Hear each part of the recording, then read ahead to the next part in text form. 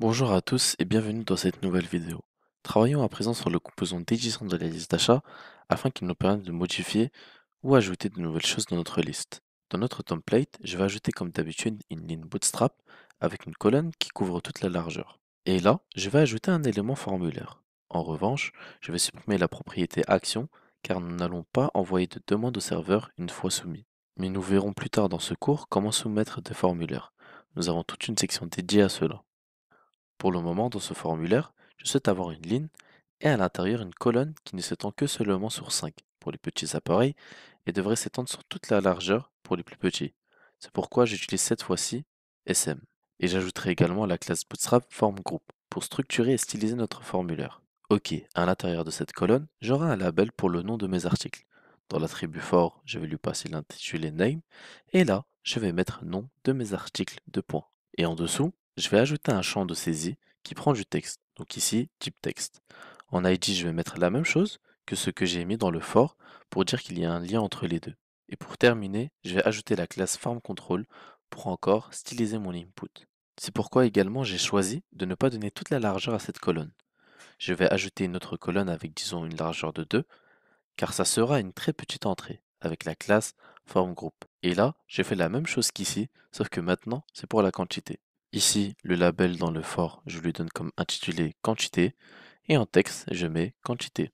Puis dans l'input, je mets comme type, je change le texte en number, car la quantité sera exprimée en nombre. Ici, dans l'ID, pareil, je mets quantité, et j'ajoute la classe FormControl également.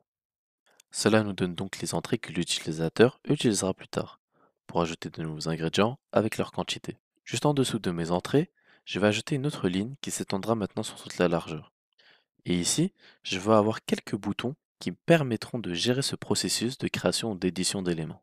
Le premier bouton que je vais ajouter ici, je vais lui passer les classes Bootstrap BTN et BTN Success pour le rendre vert, qui sera de type Submit, car plus tard, ce bouton devra soumettre le formulaire.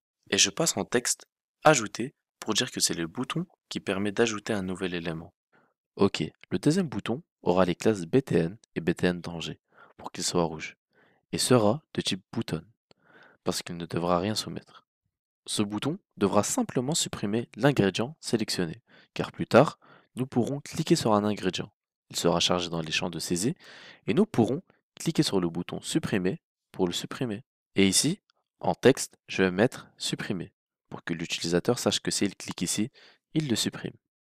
Et pour terminer, un dernier bouton qui nous permettra de faire un reset du formulaire. C'est-à-dire que si nous avons chargé un élément, et que finalement, nous décidions de ne plus le faire, eh bien, je clique sur ce bouton pour remettre tout à zéro. Je vais lui passer les classes BTN et BTN Primary pour qu'ils soient de couleur bleue. Ensuite, il sera également de type button, car il ne soumet rien.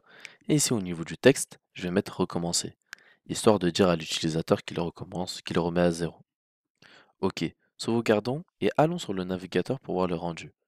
Et là, comme vous pouvez le voir, ça ressemble bien à un formulaire. Nous avons un champ de saisie pour le nom, pour la quantité, et nos boutons dont la logique sera implémentée plus tard, afin que nous puissions gérer l'ingrédient passé ici.